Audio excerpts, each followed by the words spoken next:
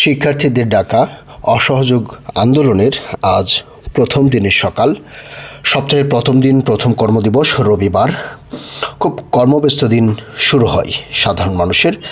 আজ সেটাই দেখার চেষ্টা করব যে এই অসহযোগ আন্দোলনের প্রথম সকালটা আসলে কেমন।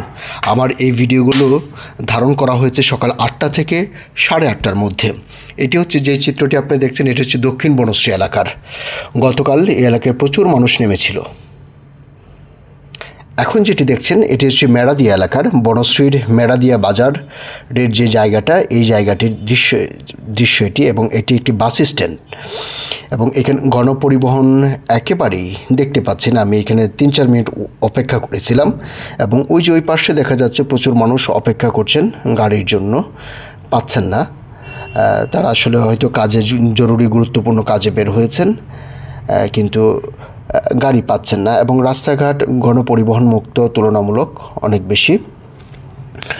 আর অটোরিকশা চলছে, আপনারা যেটি দেখতে পাচ্ছেন, মোটর বাইক চলছে, রিক্সা আছে, রিক্সার দাপট প্রচুর, এবং তাদের গতি প্রায় 30-40 কিলো হতে পারে। আমি যতদূর দেখলাম, আমি বাইক চালিয়ে আসলাম, তো প্রচুর দ্রুত গতিতে তারা আমার সঙ্গে পাল্লা দিয়ে চালিয়ে যাচ্ছে। এটি হচ্ছে দক্ষিণ বনশ্রী এলাকার, এবং এই এলাকাটিতে যখন গত শুক্রবার 19 জুলাই মারামারি হয়, আন্দোলন হয়, তখন এই এলাকাটিতে, এই মেড়াদিয়া এলাকায় ব্যাপক ক্ল্যাশ হয়েছিল। আমরা একটু সামনের দিকে যেতে চাই। এটি হচ্ছে এই রোডেরই, রামপুরা থেকে ড্যামরা রোডের, চিটাগং রোডের যে বাইপাস এলাকাটা, রামপুরা থেকে ড্যামরা পর্যন্ত, স্টাফ কোয়ার্টার পর্যন্ত এই রোডটি। এটি হচ্ছে আইডিয়াল নামে খ্যাত এই জায়গাটি। এখানেও প্রচুর মানুষ দাঁড়িয়ে আছে, তবে একটি বাস এসেছেন, কিন্তু পর্যাপ্ত জায়গা না থাকায় অনেকে উঠতে পারছেন না, বাসটি চলে যাচ্ছে দেখা যাচ্ছে, এবং অনেক মানুষ কিন্তু তখনও অপেক্ষা করছে। এটি হচ্ছে আজকের সকালবেলার দৃশ্য। আপনারা দেখতে পাচ্ছেন গণপরিবহন নেই, ব্যক্তিগত গাড়ির সংখ্যা প্রচুর আছে। এটি হচ্ছে রামপুরা এলাকা, এবং এই কোটা আন্দোলনকে কেন্দ্র করে সবচেয়ে হটস্পট যেটিকে বলা হয়, রামপুরার টেলিভিশন স্টেশন কিন্তু পুড়িয়ে দেওয়া হয়েছিল। আমার ঠিক ডান পাশেই আপনারা দেখতে পাচ্ছেন টেলিভিশন ভবন। এটি হচ্ছে মূল ভবন, লাল যেটি দেখা যায়, এটি পুড়িয়ে দেওয়া হয়েছিল, আর এটি এক্সটেনশন ভবন, 10তলা ভবন।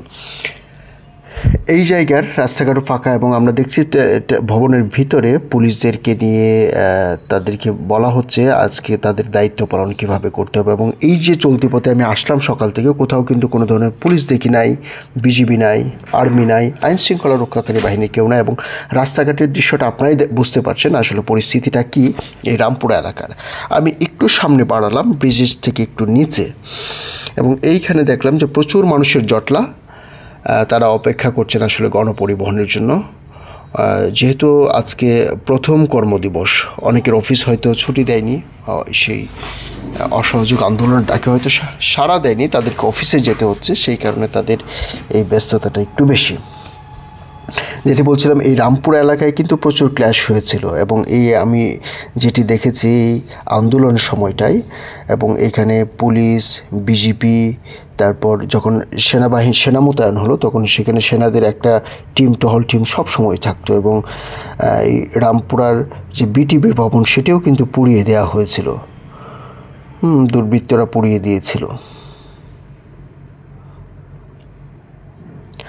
আমরা এটা ধরে একটু সামনের দিকে এগোবো, এবং এই যে এইখানে দেখেন যে যারা পাচ্ছেন না, কিন্তু যাদের তারা কিন্তু হেঁটেই তাদের গন্তব্যে রওনা হয়েছেন।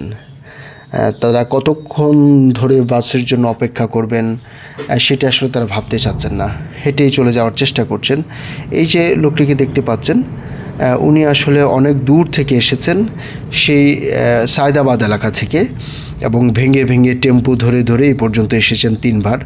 কিন্তু শেষ পর্যন্ত আমার সঙ্গে কথা হলো, এবং আজকে বলছিলেন যে লোকজন সাড়া দিচ্ছে। ওনার বক্তব্য হচ্ছে লোকজন ভয় বেরোচ্ছে না, আবার বলছেন যে হ্যাঁ, হয়তো মানুষের এক ধরনের সায় আছে, সেই কারণেই হয়তো বেরোচ্ছে না।